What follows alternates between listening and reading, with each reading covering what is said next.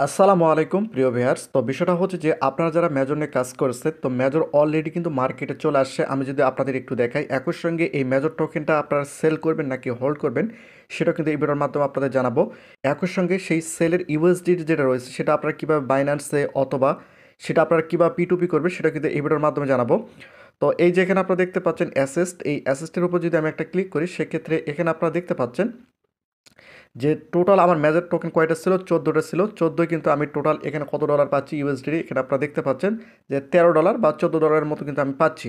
তো আমি যদি এখান থেকে এই যে এখানে ট্রেড রয়েছে, ট্রেডের উপর যদি আমি একটা ক্লিক করি, ক্লিক করার পর উপরে দেখতে পাচ্ছেন এটা স্পট সিলেক্ট রয়েছে এবং এখানে কিন্তু অলরেডি মেজরটা কিন্তু এখানে সিলেক্ট করা রয়েছে। এবং মেজর যে বর্তমান যে অবস্থা, এখানে যদি আপনি একটু লক্ষ্য করেন যে $1 কাছাকাছি, অর্থাৎ মেজর কিন্তু টোটাল $1 কাছাকাছি রয়েছে। এখনও এটা কিন্তু $1 মানে আপ করে নাই, $1 নিচে রয়েছে। যদি আপনি একটু লক্ষ্য করেন তাহলে এখানে হয়তো দেখতে পাচ্ছেন। কোন বিষয়টা হচ্ছে যে এই মেজর টোকেনটা কি আপনারা রাখবেন নাকি এটা মার্কেটে সেল করবেন। তো আমি আপনাদের যেটা বলবো সেটা হচ্ছে যে আপনারা চাইলে কিন্তু এটা সেলও করতে পারেন অথবা হোল্ড করে রাখতে পারেন। কিন্তু যেটা বোঝা যাচ্ছে যে এই মেজর যে টোকেনটা রয়েছে এই টোকেনের দামটা কিন্তু সামনে হয়তো বাড়তে পারে।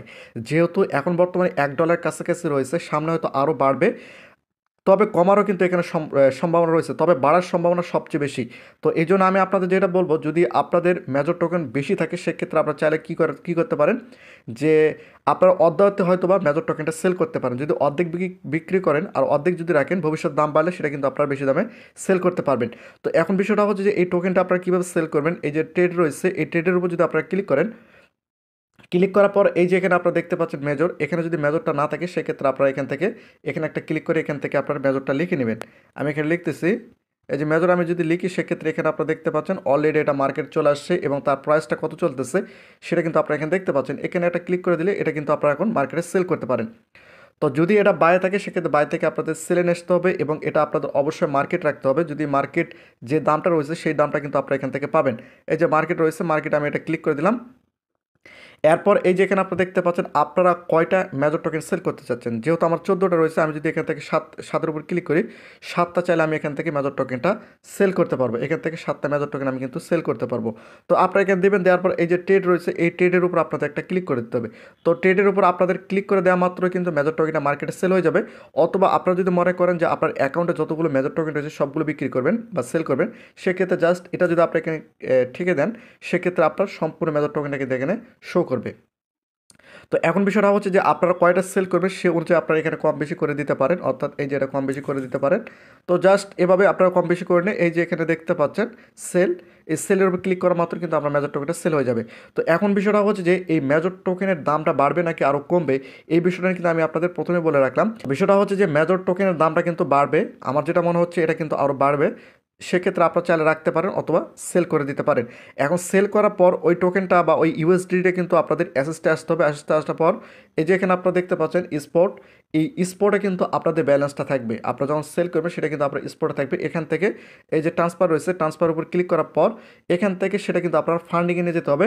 তো এখন বিষয়টা হচ্ছে যে যদি আপনারা মনে করেন যে এখানে যে ইউএসডিটা রয়েছে এটা আপনারা বাইন্যান্সে নিয়ে যাবেন বা বাইবিটে নিয়ে যাবেন, সেক্ষেত্রে সেটা নিতে পারেন। সেটা কীভাবে নিতে হবে, এই যে উইথড্রর উপর ক্লিক করে দিতে হবে। উইথড্রর উপর ক্লিক করে দেওয়ার পর যেহেতু আপনারা ইউএসডিডি করবেন সেক্ষেত্রে এই যে এখানে আপনারা দেখতে পাচ্ছেন সার্চ, এই সার্চের উপর ক্লিক করে ইউএসডিডি করে দেওয়ার পর এখান থেকে ইউএসডিডি সিলেক্ট করে দিতে হবে। দেওয়ার পর এই যে ওয়ান চেন উইথড্রল এখানে একটা ক্লিক করে দিয়ে এখানে আপনাদের নেটওয়ার্কগুলো বসিয়ে দিতে হবে, অর্থাৎ বাইবিট থেকে বাইন্যান্স বা বিটগেট যেটা রয়েছে সেটা আপনারা সে অনুযায়ী অ্যাড্রেসটা এখানে বসিয়ে দেবেন, অ্যামাউন্টটা এখানে ইউএসডি বসিয়ে দেবেন।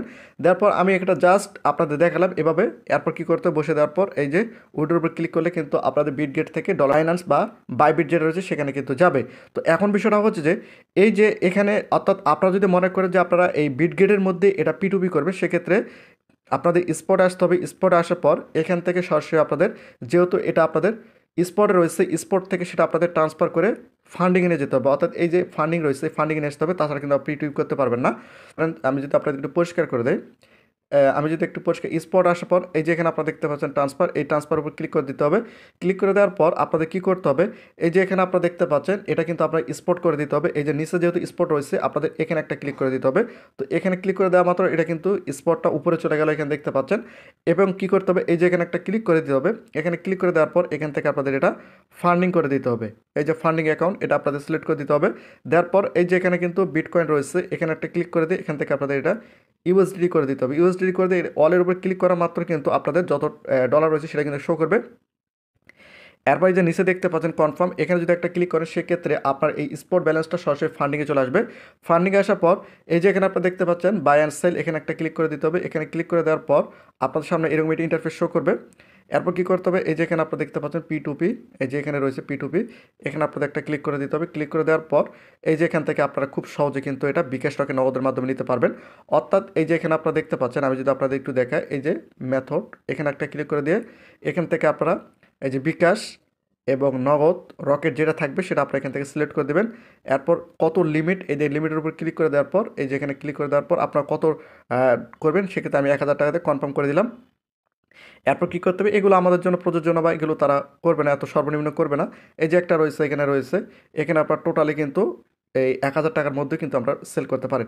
এই যে বাইরের উপর একটা ক্লিক করে দিতে হবে, বাইরের উপর ক্লিক করে দেওয়া মাত্র কিন্তু আপনার সামনে এরকম ইন্টারফেস শো করবে। এখন আপনারা কত ডলার সেল করবেন সেই অনুযায়ী এখানে যদি ম্যাক্সের উপর ক্লিক করে দেন আপনার ডলারটা শো করবে। এরপর যেহেতু আমার এখানে বিকাশ এখন অ্যাড করা হয়েছে, বিকাশটা এখান থেকে শো করতে, সে অনুযায়ী আমার ডলারটা কিন্তু এখান থেকে কেটে নেবে। তো এভাবে কিন্তু আপনারা এখান থেকে P2P করতে পারেন। যদি আপনাদের কোনো প্রবলেম হয় সেক্ষেত্রে আমাকে কমেন্ট করে জানাতে পারেন, আমি আপনাদের আরও সুন্দরভাবে বুঝিয়ে দেওয়ার চেষ্টা করব। এবং বিটগিট থেকে কীভাবে P2P করতে হয় এই বিষয়ে যদি আপনাদের কোনো মন্তব্য থেকে থাকে অবশ্যই আপনারা সেটা নিচে কমেন্ট করে জানাতে পারেন।